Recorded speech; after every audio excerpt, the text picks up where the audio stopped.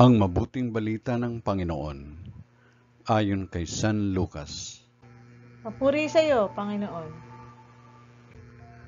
Noong panahong iyon, samantalang nagsasalita si Jesus sa mga tao, may isang babaeng sumigaw mula sa karamihan at nagsabi sa kanya, "Mapalad ang babaeng nagdala sa inyo sa kanyang sinapupunan at nagpasuso sa inyo." Ngunit sumagot siya, "Higit na mapalad ang mga nakikinig sa salita ng Diyos at tumutupad nito." Ang mabuting balita ng Panginoon. Pinupuri ka namin, Panginoong Kristo.